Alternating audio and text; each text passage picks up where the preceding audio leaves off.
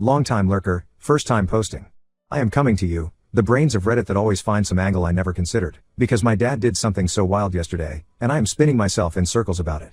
I'm trying to settle on an answer, but nothing really adds up. I'll break it down as thoroughly as I can, but my family has enough drama that it could fill 10 novels, so I'll be very to the point about it.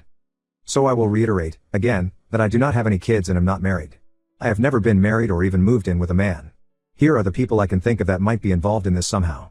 I have one brother, 27M, and one sister, 22F. My brother is in a long-term relationship with a nice woman, but they're both not interested in kids right now. Sister still lives at our mom's house. She has no kids and no long-term partner. My parents are divorced, my mom remarried, and my dad stayed single. He lives with my uncle, 40s, and my uncle's wife, 40s. Stepdad is fine, they got married after I was out of the house, and my sister reports that they're normal and beige together. He has no kids and has never met my dad anyway, so his family can be removed from the equation. Here's what happened. I have a shitty, low-rent apartment about 45 minutes away from my dad's house. It's on the 3rd floor, and you have to walk into the apartment building and up flights of stairs to reach my door. Yesterday around 6 p.m., my dad knocked on my apartment door. I wasn't expecting him, so when I answered, I was confused but pleasantly surprised. I greeted him normally, and he gave me a side hug because he had a few toy boxes in his hands. Like Fisher-Price toys for really young kids, even babies. I didn't say anything about them because I had no reason to assume they were for me, I just didn't even register them in my brain. He looked totally normal. He wasn't breathing weird, he wasn't sweaty, his pupils weren't huge, and nothing was off with him visually.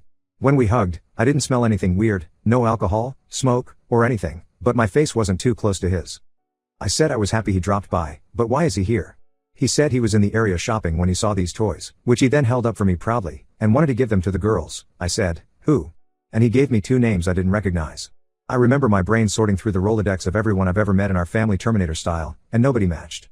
As I'm standing there trying to match the names of any kids I know of, he peeks over my shoulder into the apartment and asks if the kids are here or if they're with Mike.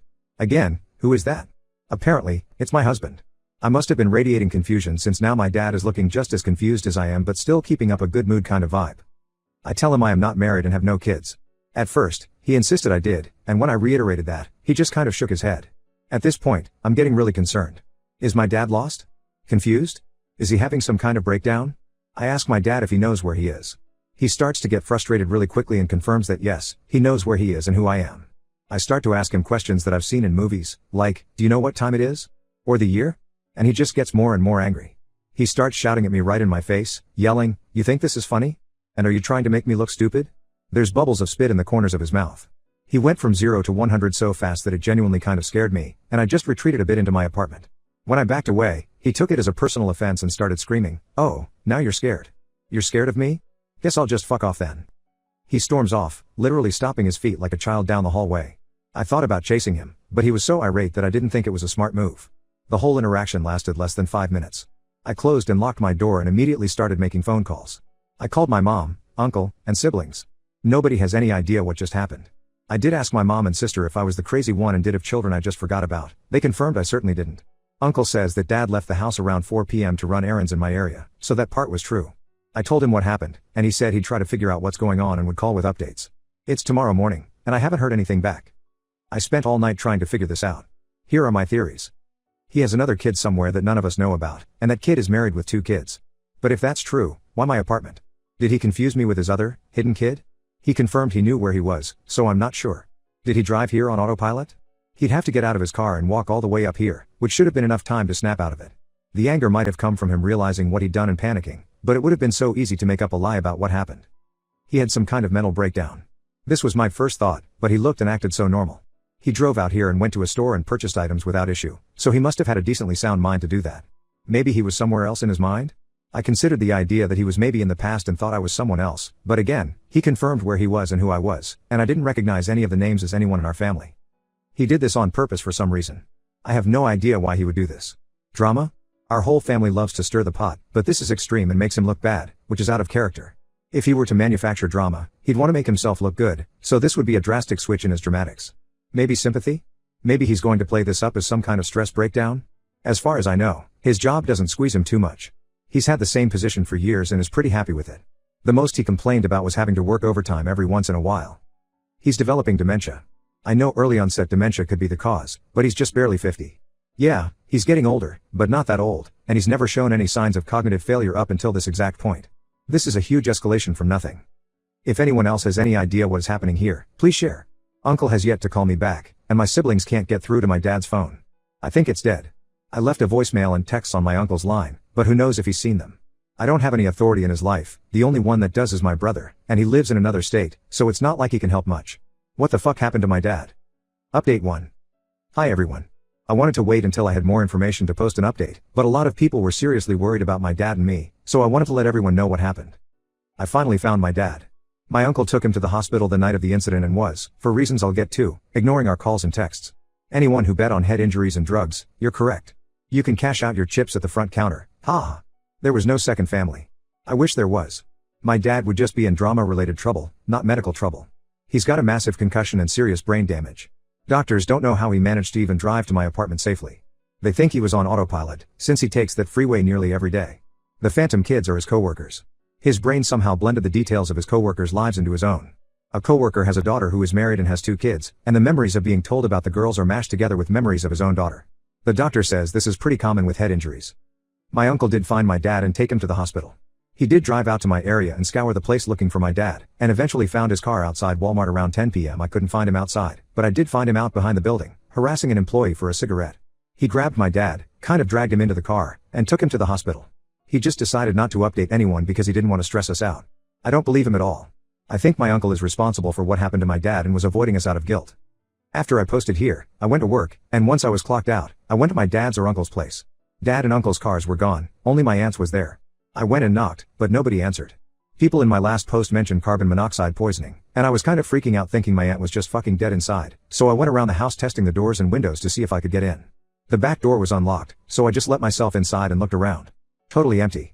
I even checked underneath the bed since a couple people mentioned my dad could be paranoid or scared and hiding. My aunt has this giant purse, and it wasn't there, which confirmed to me that she was probably with my uncle. I went back and sat in my car and started calling any hospitals and jails that came up on Google Maps. Nobody had any answers and just said he wasn't there. I even called the cops for a wellness check just to see if maybe they could call around hospitals and get a different answer, but I waited until 11 p.m. and literally nobody came. No police, no family, nobody. I drive back home and try to get some sleep.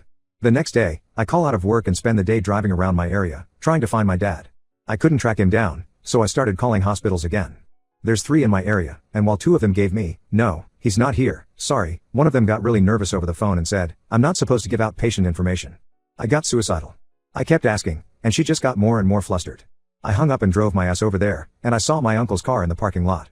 It was kind of late, the sun was down, but I wasn't keeping track of time, so there were only like 5 cars in the visitor area, and this was one of them.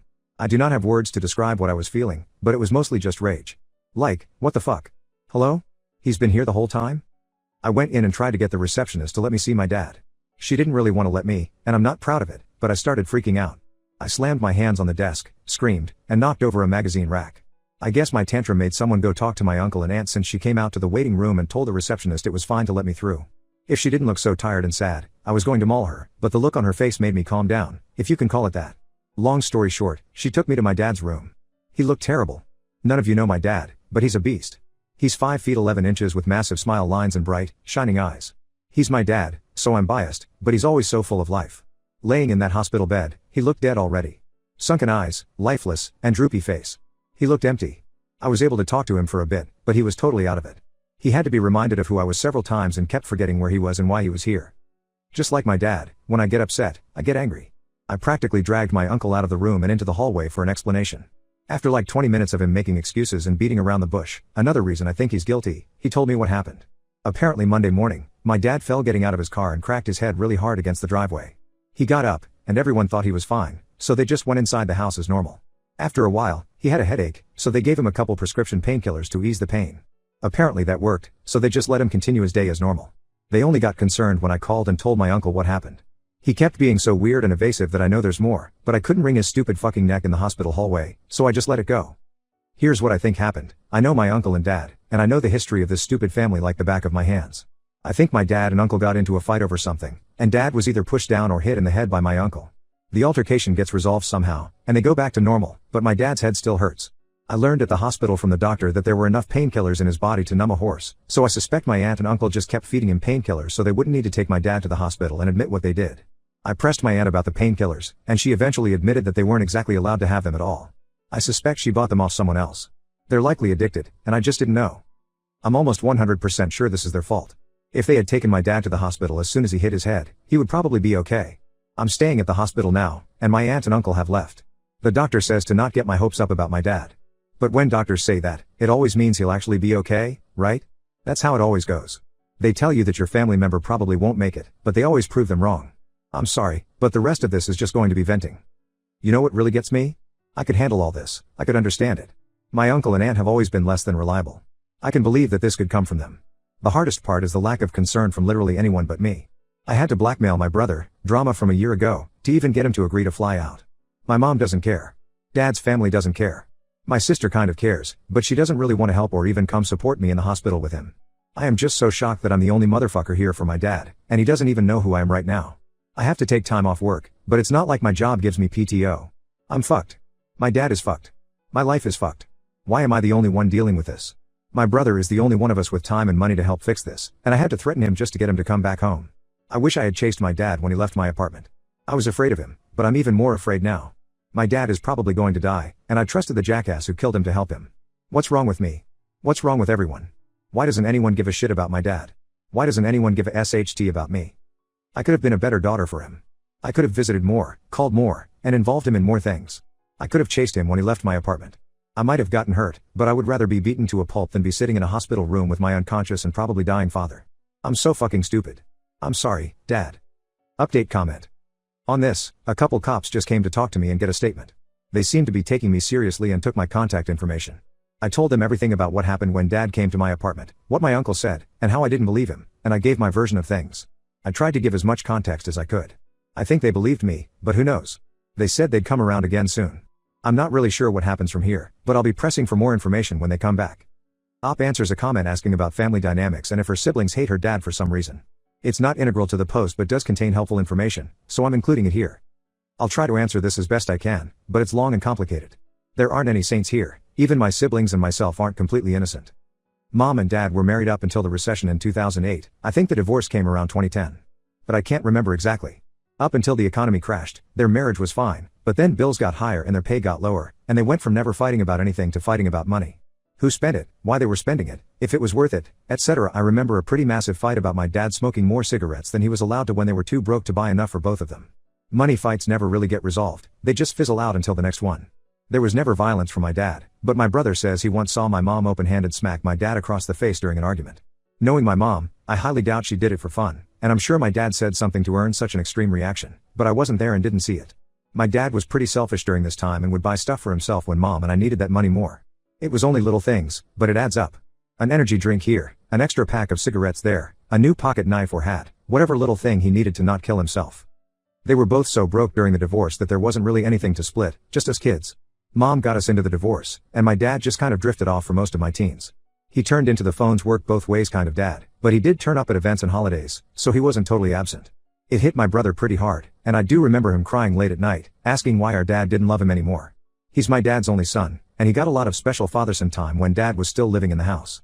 Mom didn't make it easy for Dad to see us, though. She insisted that if he wanted to see us, he needed to take us somewhere, and when you're broke, taking 3 kids out for dinner or a movie is tough. I know he tried, but I also know he could have tried harder. Mom took every opportunity to shit on him for being broke, but we were broke too, so it always had that stink of spite but still got in our heads anyway. My sister doesn't really even remember our dad living at home, so her attachment to him is pretty minimal. My brother remembers, but also carries that resentment about Dad just kind of floating away from him and never rekindling that special bond they had. Dad bummed around on some couches until he landed a job and rented a townhouse in a decent area. I think I was around 17 when that happened. Brother was already out of the house by that time, and I was already on my way out, but I did go over there a few times, and it seemed like Dad was really getting his life back together. He called us more, had us over more, and made an effort. Eventually something happened with the townhouse. I suspect rent became too much for him since the area went from nice to rich white people nice, and he moved in with my aunt and uncle. Effort pretty much stopped after that. From what I know about my dad, I think he was ashamed that he was poor again and didn't want his kids to see him like that. I kept in touch with him, but my brother gave up after he moved states, and my sister never really had much contact with him in the first place. Nobody really won or lost there. My mom did all right for herself. She actually owns her house, which is something none of us really expected to happen in our family. We've always been below the poverty line, and owning a house is a huge deal. There's tons more drama, but these are the basics.